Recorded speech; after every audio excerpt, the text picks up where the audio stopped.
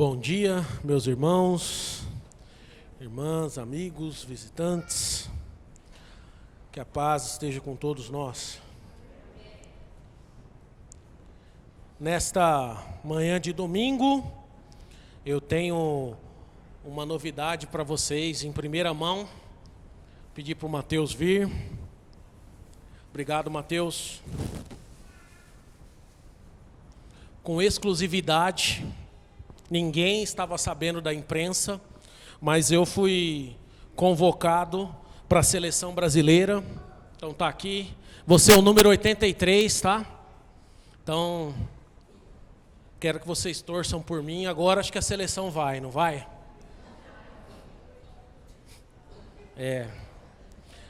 Os irmãos foram sinceros aí, né? Faz tempo que eu não jogo bola. A última vez que eu joguei, né, me machuquei sozinho, né? Então acredito que eu não estou no meu preparo físico, né? Ideal, né? Se fosse o nosso irmão Toninho, quem sabe, né? Ainda está com aquele vigor, corre, vai, né? Então assim, mas quais são as chances da seleção vencer comigo em campo? Mínimas, né? Mínimas. Vamos dizer a verdade, né? A verdade tem que ser dita, né? Mas por que as chances são mínimas? Porque eu não jogo bola tão bem a nível, né, de profissional e além disso, né, acima, né, da média profissional para estar numa seleção, né, de futebol. E o que um jogador precisa para estar na seleção brasileira de futebol? O que um atleta precisa? Tem uma série de coisas que o atleta ele tem que estar atento, né? Ele tem que ter um bom preparo físico, isso é indiscutível, né? Um bom preparo físico, porque afinal são 90 minutos pelo menos de jogo, né? Então exige-se um preparo físico imenso, né? O que mais além do preparo físico? Tem que ter um preparo emocional também, porque a pressão é grande, principalmente em cima de uma seleção brasileira, né? Que é penta, tá rumo aí ao Hexa e nada, né? E há uma pressão. Porque quem está vestindo a amarelinha tem que ser o melhor em campo, não é verdade? Tem sempre ser jogador do Brasil não é muito fácil, né? Eu imagino que deve ser uma pressão muito grande. E também, além do preparo físico, tem que ter uma boa estratégia. Ele tem que ser um estrategista ali, ele tem que saber o que ele vai fazer em campo. Então ele tem que saber como que ele vai conduzir a bola, para quem que ele vai passar, quais são as jogadas ensaiadas, tem todo um contexto ali de futebol, né? E no campo espiritual, quem é que vence o mundo? Quem é que vence o mundo? Nesse eu tenho chance. Nesse eu tenho chance. Você também tem chance, né? Quem é capaz de vencer o mundo? O texto de 1 João, capítulo 5, ele é fantástico, ele é objetivo. A carta, né, de 1 João, a epístola aí de 1 João, ela é bem prática. E tem hora que ele vai no cerne da questão sem rodeios nenhum. Ele mostra aos leitores o que é necessário para ser um filho de Deus. E aqui no capítulo 5, não é diferente. Ele inicia o versículo 1 falando que todo aquele que crê que Jesus Cristo é nascido de Deus, e todo aquele que ama o Pai, ama também o Filho dele que foi gerado. Então, para que nós tenhamos esse acesso a Deus, nós temos que confiar e acreditar em Jesus.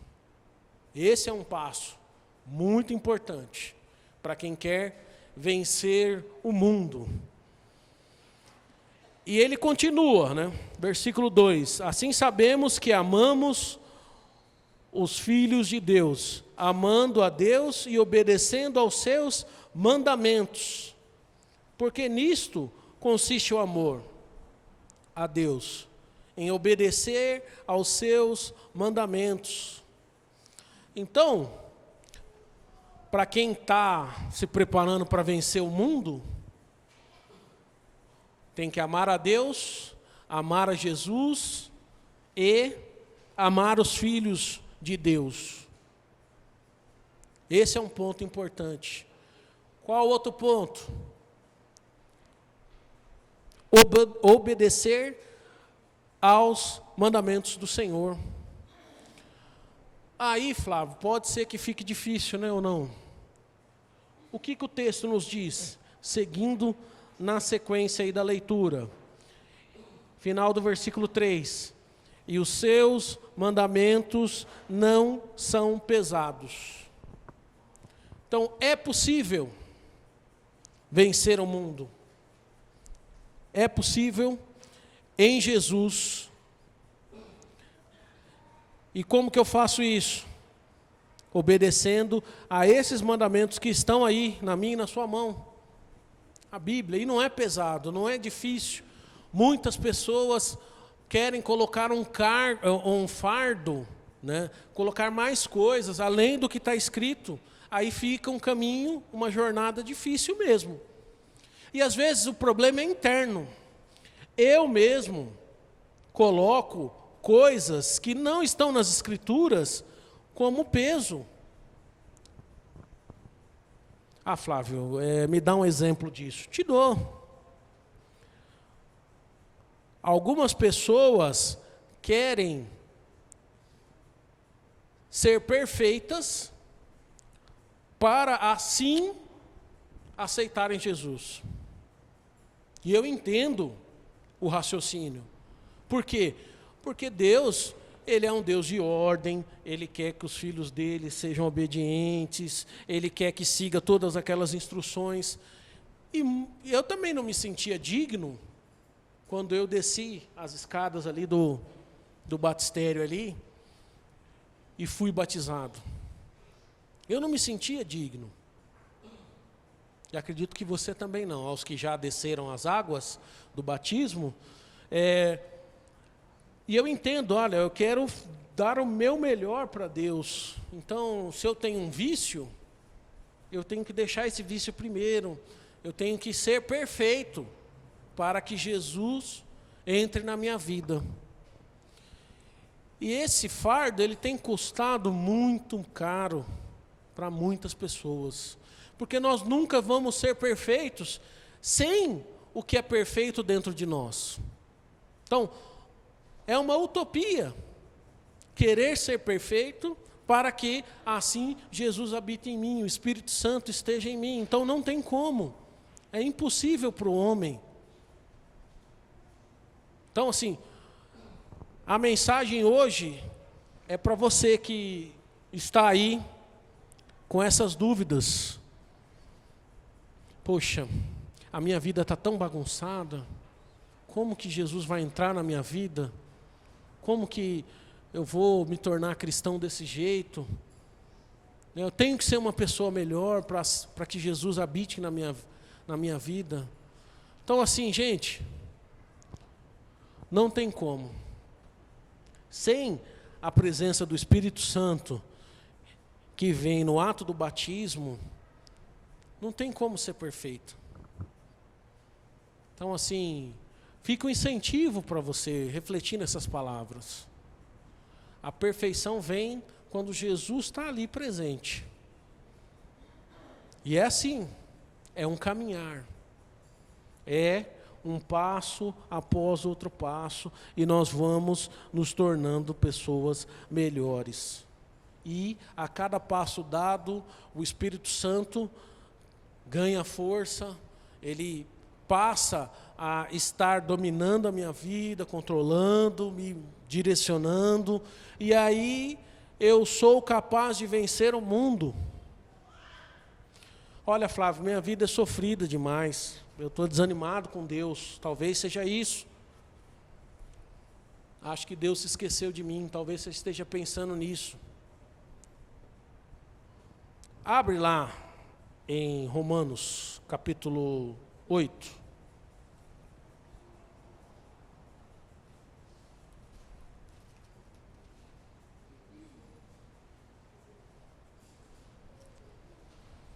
Romanos esse é um dos capítulos que eu mais gosto, e principalmente quando eu estou desanimado, eu leio muito esse capítulo 8. Tenho até partes grifadas aqui na minha Bíblia, né? E lá no versículo 18, ele diz assim: considero que os nossos sofrimentos atuais não podem ser comparados com a glória em que nos será revelada. A natureza criada aguarda com grande expectativa que os filhos de Deus sejam revelados, pois ela foi submetida à inutilidade, não pela sua própria escolha, mas por causa da vontade daquele que a sujeitou, na esperança de que a própria natureza criada será libertada da escravidão, da decadência em que se encontra, recebendo a gloriosa liberdade dos filhos de Deus. Os nossos sofrimentos atuais não se comparam com a glória que vai ser lá no céu. Nós temos uma ideia de,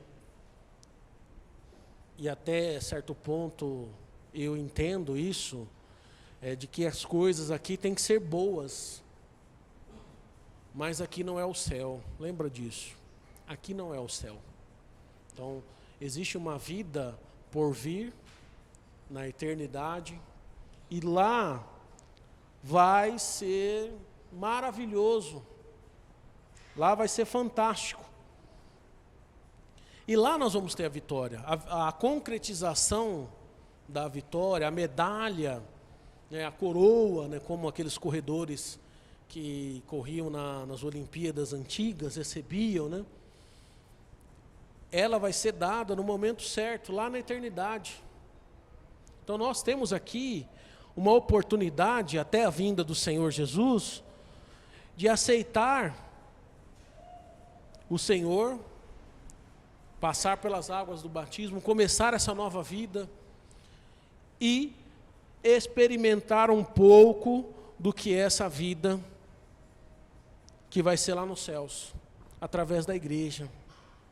E eu dou graças a Deus, porque eu tenho vocês como meus irmãos e minhas irmãs. Então assim, eu fico com o meu coração alegre, porque tem pessoas que eu posso contar aqui, que já me apoiaram, que me apoiam, que me incentivam. Nos momentos mais difíceis, vocês estavam lá. Então isso é fantástico, isso me dá um ânimo para prosseguir, para vencer.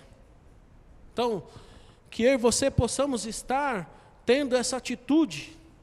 Ela aí do versículo 28, sabemos que Deus age em todas as coisas para o bem daqueles que o amam, dos que foram chamados de acordo com o seu propósito, pois aqueles que de antemão conheceu, também os predestinou para serem conformes à imagem do seu Filho, a fim de que ele seja primogênito dentre muitos irmãos. E aos que predestinou também chamou, aos que chamou também justificou, e aos que justificou também glorificou. Que diremos, pois, diante dessas coisas? Se Deus é por nós, quem será contra nós?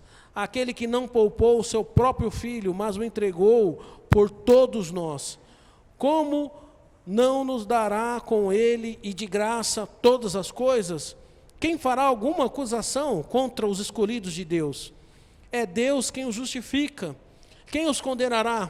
Foi Cristo Jesus que morreu, e mais, que ressuscitou, e está à direita de Deus, e também intercede por nós.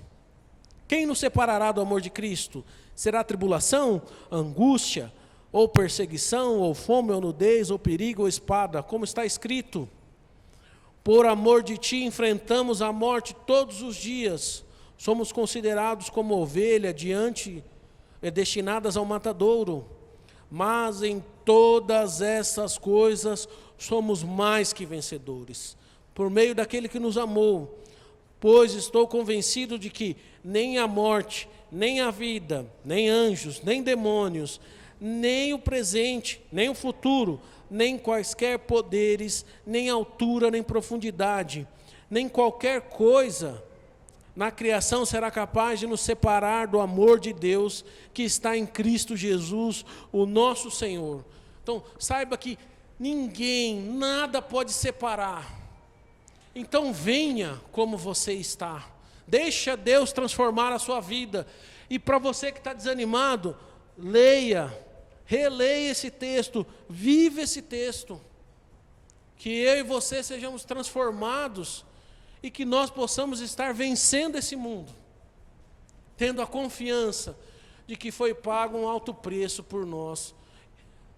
Jesus está na torcida, Ele está ansioso para que a gente assuma o nosso lugar como filhos. Não espere as coisas melhorarem, agora é a hora de decidir, agora é o momento de aceitar Jesus e seguir em frente. E Deus vai te dar a vitória, assim como Ele dá a todos. E de graça, não temos como pagar esse amor, a não ser agir em obediência, seguindo a vontade de Deus. Que o Senhor nos abençoe, que eu e você possamos vencer o mundo.